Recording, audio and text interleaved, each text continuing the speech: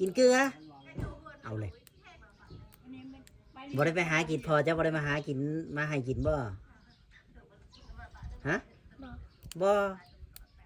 บัดข้าวหน้ามาจะใช้กินใช่ฮะเพื่อนไม่ป่า เออกินข้าวน้ำเพิ่นเพื่อนเจ้าบ่มีข้าวเลยบ่มีเลยบ่มีฮัดข้าวกินแต่ละมื้อไปขอกินน้ำเพิ่นบ่ให้บ่ฮะเพิ่นบ่ให้ป้าจะบ่เอออยู่น้ำป้าแต่จะมานอนนี่ก็พอนะเสื้อผ้าหน้าแพรก็มีตัวเดียวนี้ไปใช้กับตัวเดียวนี้ไปป่ากับตัวนี้เพื่อนอันนี้นะมาอยู่เพื่อนจะได้กับลูกเนี่ยไปป่ากับตัวนี้บัดแม่ได้ใช่เจ้าบ่เมื่อบ่อยู่นะแม่เป็นอะไรเป็นอะไรคือบ่อยากอยู่นะแม่ เรียกมือ มันจากเมื่อคิดฮอดอยู่ว่าแม่น่ะบ่คิดฮอดเลยเป็นอะไรคือบ่คิดฮอด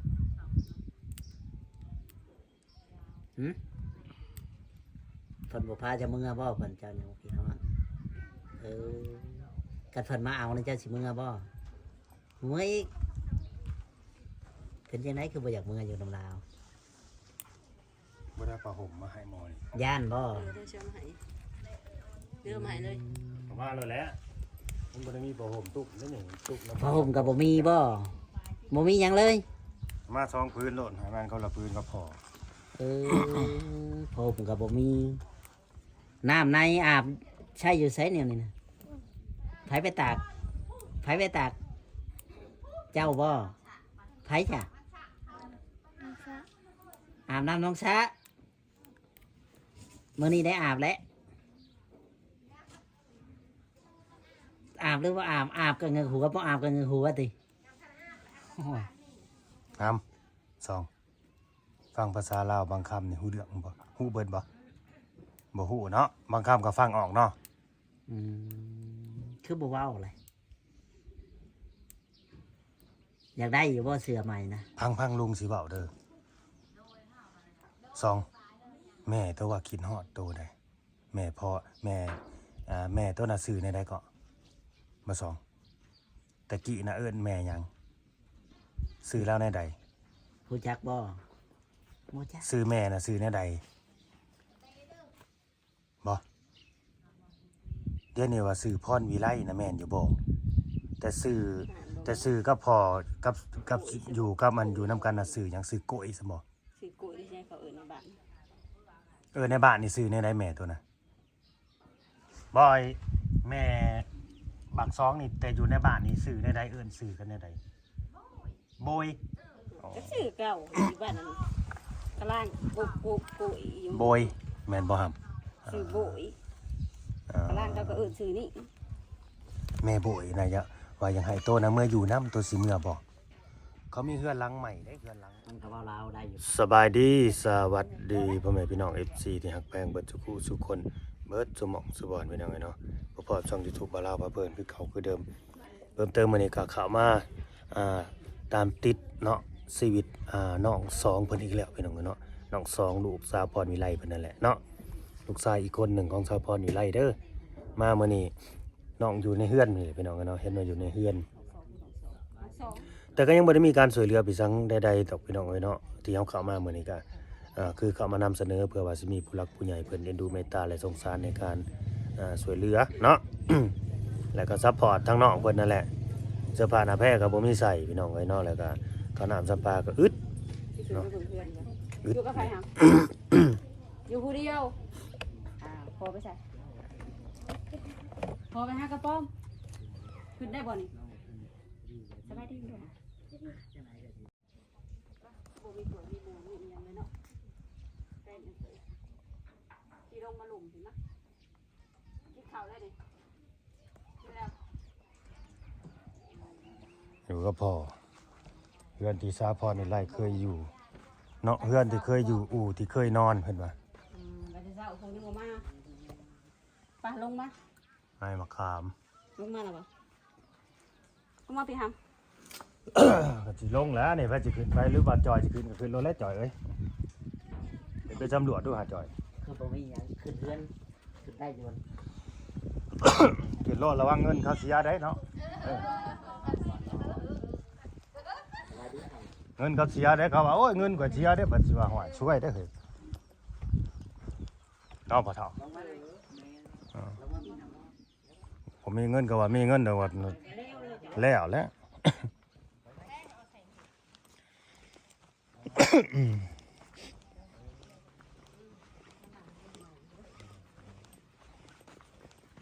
อย่าอยู่บอนเก่าอีกได้หมอนี่ว่าอยู่มุมเก่า มาอยู่พี่ฮัมเออ มาเด้ซื้อเอากันตั้งแต่มื้อนะพูด นั่งแล้ว แต่มือนั่น เอาเกิบมานั่งแล้วเอาเกิบมานั่งแล้ว ยังบ่ได้เปลี่ยนแล้วบ่เสียนะ มันบ่มีเปลี่ยนนั่นแหละเนาะครับ อาบน้ำอยู่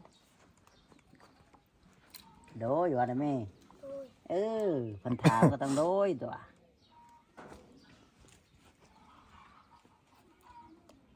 สัมผัสลงจน อยู่ ตอนนี้อยู่กับใครอยู่ผู้เดียวอย่าเงยหัวติเงยหน้าขึ้นได้ไหม สองสบายดีเด้วยครับ สบายดี ยก ส มื บาย อได้ ดี ไหม ป้าลุงว่าสิ สบายดีปลาลูก โดยบ่ต้องสั่นเด้อทำตัวสบายบ่ต้องย่านครับ เจ้าย่านบ่ นี่เดี๋ยวเบิ่งรูปสิบอกสบายดีแบบนี้สบายดีแบบนี้สิต้องบ่ต้องแบบนี้เด้อสองบ่ต้องสบายดีบ่ต้องแบบนี้เด้อเห็นบ่ไว้ให้แบบนี้เด้อ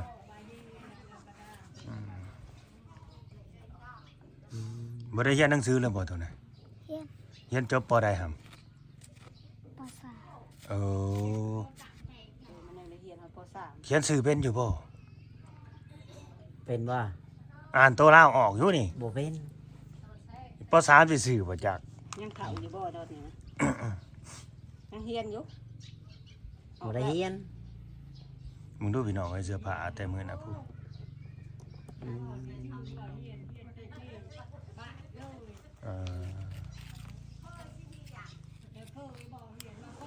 เรียนบ่ เออพอจะเอาไปใช้เนี่ยนี่นะฮะพอไปใช้ ไปหากระป๋อง หากระปอม จะอยู่สองคนก็พอบ่กินข้าวกับหยังอยู่กับพอนะแต่ละมื้อ ใหญ่เด้แม่ตัวมีเฮือนหลังใหม่เลยเด้เห็นแล้วบ่เฮือนแม่น่ะฮะบ่คิดจักเมื่อเลยบ่ บ่คิดเลย คิดฮอดอยู่บ่อายน้อง บ่คิดฮอดไปเลย พ่อได้สิคิดฮอดอยู่บ่ถ้าบ่อยู่นำพ่อดิ บ่คิดฮอดพอ พ่อเรียก สอง เนาะ เออ สองพ่อเคยตีตัวอยู่บ่บ่เคย เคยหายอยู่ แพงอยู่บ่พ่อนี่แพงบ่ดีแม่ก็พ่อแพงไผกับกัน แพงไผหำฮะ แพงพ่อหรือแพงแม่ บ่จัก เออบ่มันบ่เข้าใจคำว่าแพง บ่จักคือบ่เข้าใจภาษา อ่า เราบ่ฮู้เห็น เอา ยัง ผ้า ไง ห่มนี่มีอยู่บ่ผ้าห่ม เอาว่า เอา นกเอาได้ไหมเออ ขอบใจเด้อว่าสิ ได้เลย เออน กเอาติ กูละพื้นพ่อเจ้า พอดีแหละมันนั่นแบบว่า มันยังฮ้อน มันบ่ฮ้อนเด้ ยามฮ้อน ยามฮ้อนพี่น้อง กู เอ้ย ห่มพอดีห่มเลยบัดนี้มันบ่ฮ้อนพอดีห่มพอดีเอา มันช้องนะ ฮะ ผมคนละพื้นบ่ คนละพื้นได้ซะ โอ้ พ่อ โห กับพ่อพื้นหนึงแม่ลูกพื้นหนึง เดือนเหลือตังค์บ่ได้มีช่าง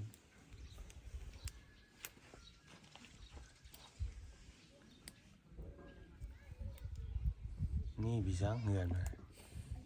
ยังแต่บ่ล่ม เสา เสือกับแจ็คชัก เสา ด้วยบ่ ดีๆได้เสานี่ เช้าดีอยู่ เสาดีได้ ดีเนี่ยได้ต่ออันนี้นะบ่เห็นที อ๋อตอนนี้ ค่ำนี่ตัวนี้คือว่าค่ำอยู่นี่ อือ เสาก็มันบ่มีเสากลางหรอก เสา ว่า เขาเฮ็ดแบบนี้ ค้างขิงอิหยังก็ ไปเลยเนาะ ดอกเบิดเลย มันดอกมันตอนนั้นหมดเลย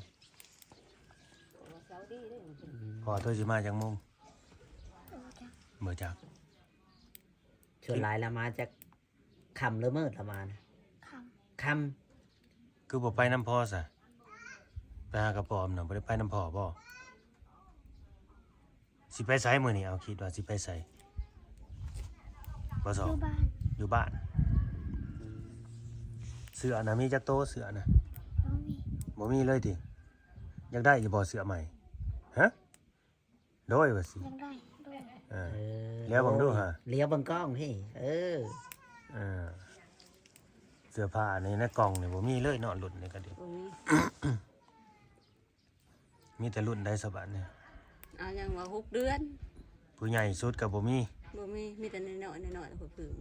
จังได๋สิพึ่งบ่เบิดกูโต เทียมบ่มีก็บ่มีแล้ว แต่พอจับขึ้นมามีแต่ซ้ำนะเบิด หยังบ่ แต่แบบเขาเจ้ามีลูกแค่ลูกน้อยๆได้ยังบ่ใหญ่แบบนี้ อืม สิงงเห็นยังแล้วก็เสื้อผ้าผู้ใหญ่แค่นั้น ใหญ่จำได้จำได้ลงได้แล้วว่าน้อง โอ้ใหญ่ซ้ำนะพวก อ๋อมีแต่ของเล็กน้อยก็ค่อยถามว่ามีของผู้ใหญ่มีบ่ผู้ใหญ่อีหลีนั่น มี ใหญ่ที่มี เล็กน้อยซ้ำนี่นะบ่มีกันน้อยก็น้อยสุดใหญ่ก็ใหญ่สุด คือพ่อนี่ใส่ได้นี่ ใส่ได้ พ่อโตก็มีบ่เสื้อผ้า แล้วก็หูมีเสื้อผ้าผู้ชายอยู่บ่เราบ่ได้มี อืมพอเขาบ่มี เราก็เบิ่งอีกทีหนึง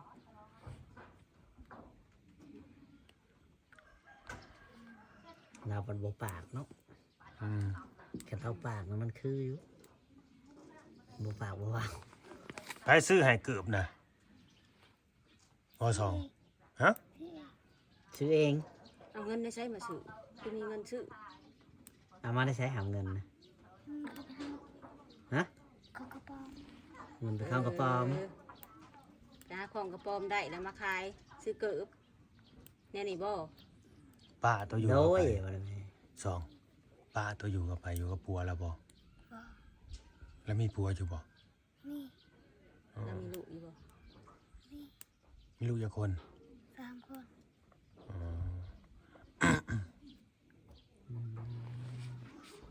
ไปกินข้าวอยู่ไสนี่ฮะบ่ตามป้าเอาว่าตามป้าเอาว่ามันบ่ได้มีข้าวมีน้ำกินได้แล้วว่ะพากันไปกินข้าวอยู่ไสบ่ กินใช้ห เรียนป้า ำเงินป้า อ๋อน้ำป้าป้าก็อึดข้าวอึดน้ำคือกัน จากลูกเรารวมทั้งเรา5 6 7ป้า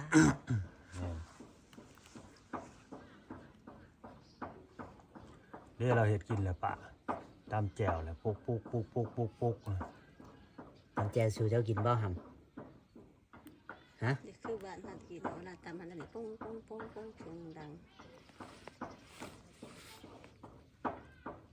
ตำจะนางจากแกงหน่อไม้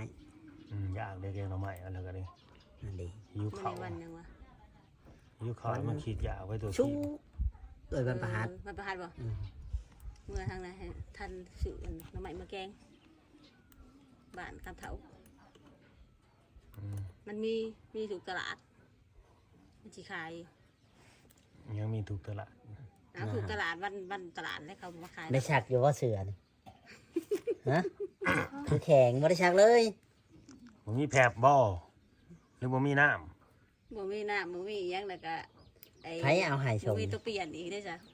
ฮะซื้อไผชะยิบให้ อัน นะ นั้นมีบ่ พ่อ พ่อ ำพ่อเป็นคนหยิบมาอีก อืม โอ้ยหนักชีวิตพ่อก็ยังตีหูอ่อนแหละตีแม่จนตายคืนเหมือนกันแม่ในรีบสองพ่อตัวตีแม่นะ เห็นในได้เราคือตีฮะ บ่สอง นกอยาก หมูจัก เจ้าซอยพ่อหรือซอยแม่นะ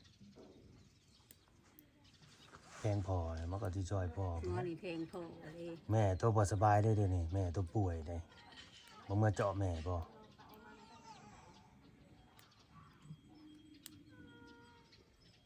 ดีใจอยู่ได้ผ้าห่มนี่ ดีใจบ่หำโดยตัว โดย เออ คนละพื้นก็พอเด้อ ไปชิกเงินครูอ่ะ ผมจากผู้ใหญ่ใจดีต่างประเทศได้นี่ แม่ อ่า เอิ้นแม่ แม่ใหญ่ ไม่ใหญ่ใจดี อันนี้เพิ่นพอห่มแบบนี้เนี่ยจักซีแมนจักพื้นแหละ เศร้า หึ เศร้า เศร้าซะบ่ เศร้าพื้น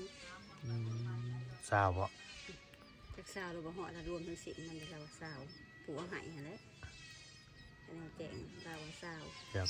เท่าใดเป็น ใจแย่บ่ห พอดีตุ๊บพี่น้องเลยจักสิชุดแข่งชุดขาหรือบ่อันนี้นะ สุดอยู่แต่ สุดบ่ ว่ามันหนักพื้นน้อย อืม ำมีผ แต่ ม ว่า ห ไว้ วาน ห่อเด็กน้อยแบบนี้เด้ อ้าวผู้ใหญ่สิตุ้มได้บ่ซะ ได้ทำไมว่ามันพื้นน้อยนั่นบ่พื้นใหญ่นั่น มัน ใจเลย พื้นน้อยแต่มันบางมันยาว แม่ใจดี แม่ค้ำคิด แม่ค้ำคิดอยู่ต่างประเทศพี่น้องเอ้ยเนาะเพิ่นฝากเงินมา100นั่นแหละ100เหรียญพี่น้องเอ้ยแล้วก็เมาของในห้างน้องสาวเพิ่น ให้บ่าวลาวเป็นสะพานบุญให้เอามาแจกเอาไปแจกคนทุกข์คนยากและผู้ที่เขาบ่มีอีหลีเด้อเราอ่ะผู้ที่เขาบ่มีอีหลีได้ผู้เขาทุกข์อีหลีได้เราอ่ะ ถูกบ่ถูกอย่างนี้เราบ่ให้ ผู้ที่บ่ทุกข์อีหลีแบบทุกข์นั้นเจ้าของขี้ข้านน่ะบ่ให้เราอ่ะแบบบ่เฮ็ดมาบ่เฮ็ดบ่สร้างแต่ว่าตัวนี้เฮาว่าถือว่าสุดแล้วนี่ ถูกจนบ่มีฮอต ถูก ถ้ว จ ย น ใช้ บ่มีพี่สังอีหลีผู้ใดนี่นะ โง่ เบิ่งเสื้อนี่ใส่แต่มื้อนะผู้ เบิ่งตัวเฮือนลาวก็ได้ขึ้นบ่เฮือนกัน อ่ะ นะ อีกพื้นโลด ขึ้นบ่เฮือนกัน เสื้อนี่ใส่แต่มื้อนะผู้เสื้อนี่ก็ดี ลาวบ่มีสังเกต พ่อก็เย็บให้โอ้ยชีวิตเนาะครับเนาะลุงก็เคยผ่านมาหลายแหละอันนี้เป็นลุงตัวเด้อ มีหม้อน้อยหนึง เป็นรุ่นอ้ายแม่ ที่ โต ทำเงยขึ้นมาแล้วส่งกระเย็บหูดไว้เสื้อกระเย็บพี่น้อง ข เล อย เงียบหายฮะ เสื้อ เรียนแล้วก็รู้โตน เงียบหลัง ตลอด เมืองไหนกว่าผู้ เพื่อสิใส่แก้วกันยังบ่ มึ มี งดูบ่ากระขาดจนแหลจนดส่งกระเป๋ากระยิบชีวิตทีแหละคน เบิ่งเอา ผู้ที่เขาลำบากทุกข์ยากพี่น้องเลยบ่มีก็คือบ่มีอีหลีทุกข์ก็คือทุกข์อีหลีอันนี้นะ ตามน้ำจำปาก็บ่มีเป็นบ่มีอย่างเลยพี่น้อง จะกินหยังอยู่หยังแต่ละมื้อห้ำมื้อหนึ่งกินข้าวจักเทื่อสอง เรื่อย ฮะ เท่านึง กินข้าวจักคาบมื้อหนึ่งน่ะจะโดยจักคาบ ๆ เออ ค่ะ ใครอยุ่สายยังได้กิน3คาบ4คาบ อยากกินกับหยังกินกับเกลือใช่บ่กินข้าวกับเกลือ กินข้าวกับเกลือ แต่ละมื้อต้องกินเกลือ แซ่บจะบ่กินข้าวกับเก บา ลื จอยคือได้เบิ่งข้างเทิงแล้วเป็นจังได บ่มีหยังเลย บ่มีหยังเลยเสื้อผ้านี่มีอยู่บ่ อืม บ่มีอีก บ่มีหยัง จักว่าพอกับสุดคาคิงบ่จักลูกกับคาคิงนั่น บ่แม่นเป็นปีเลยป่ะแม่นบ่หำโดยติแหล้วเออ แต่ตอนนั้นขอยเอามาให้อันแม่น่ะลายเสื้อผ้านะรอบนั่นน่ะจำหม้อนี่นะ ชีวิตพี่น้องเลยลูกสาวพรวิไลเด้อนี่เด้ออีกคนหนึ่งเป็นน้องของบักป้องอันนี้เนาะบักห้ำซองอันนี้บักซองบักป้องอันนะนี่คุณดูส่งเสื้อกันใส่นี่ตั้งแต่มือเท้าเข้ามาดีบดีนี่น้องอาจจะใส่ก่อนหน้านั่นอีกนะสุดนี่นะนี่ผมมีวันนี้ได้ผ้าห่มซองพื้นมาให้เนาะ นอนก็ใช่ตัวนี้นอนบ่ บ่ห เออ ำใส่อันนี้นอนเลยบ่โอ้ยเนาะชีวิต นอนก็ใช่อันนี้นอน นอนก็อยู่นี่นงออกไปเล่นข้างนอกก็อยู่นี่ เกลือขี้ดินกับตัวนี้ ใส่ไปหาอยู่หากินกับตัวนี้ บ่คันคายบ่ห อดเอาเนาะ ำบ่ อดเอามาว่ามาจักกันคายซ้ บ่จะคันคาย ำจักอะไรอาบน้ำหรือบ่เด้อบักหำสองนี่ อาบอยู่บ่น้ำนะ หัวนี่เอาง่ายๆครับหัวนี่ได้สะใส่ยาสาหัวอยู่บ่ ต้นน้ำหวยโลดที่ใส่ในใดเขาสิกินยังบ่มีจะเอายังมาสระหัว ข้าวสิปั้นแต่มือนี่ยังยากเนาะ จะเอาเงินในเสียไปซื้ออันยา กินกันยันกินบ่อิ่มนะกินแบบจิบๆจับๆอิ่มอยู่บ่กินแต่ละเทื่อหำ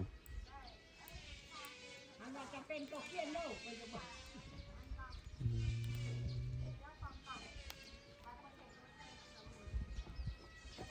ฝากในเด้อผู้รักผู้ใหญ่จะดีจะบุญเนาะแต่ก็มีข่าวดีก็มาได้แหละเพราะว่ามีทั้งผู้ใหญ่เพิ่นว่าอีหยัง อยากซื้อเสื้อผ้าว่าซั่นเนาะอยากซื้อเสื้อผ้ามาให้แล้วก็ซื้อเกิบบ่หรืออีหยังนี่แหละประมาณนี้เนาะเพิ่นแจ้งมาแล้วเนาะบ่ซื้อข้าวให้น้อง บ่เขานี่บ่มีเด้อยังบ่มีพี่น้องก็ยังบ่มีผู้หลักผู้ใหญ่คนใด คันเขาเนี่ยเขาก็ต้องซื้อ สนับสนุนตัวนี้ อวดอันยังเบิดเดือนนี้นะ แม่นั่นแหละมันบ่ได้มีดิฉันหวดยังบ่มี ไปหนึ่งข้าวอยู่ไสสะหำซองข้าวไปหนึ่งกินอยู่ไสน้ำป่าอย่างเดียว กินน้ำปลา อาศัยกินน้ำป่าเนาะ ใส่กินน้ พ่อได้จะไปกินใช่ ำพอได้ใช่พอจะกินอยู่ใช่ พ่อกินน้ำปลาบ่ กินน้ำกันนะอืม โอเคตามนั่นแหละพี่น้องเนาะสิได้จบคลิปไปซ้ำนี่แหละ อืม ขอบคุณเด้อผู้รักผู้ใหญ่จะดีจะบุญแล้วก็ทางป่าใหญ่เพิ่นให้เพิ่นอยู่ดีมีแห้งสุขภาพแข็งเพิ่นร่ำเพิ่นรวยขึ้นกว่าเก่าเด้อเนาะ สบายดีด้วยหำเป็นบ่ เอาสบายดีบังครับโดยสบายดี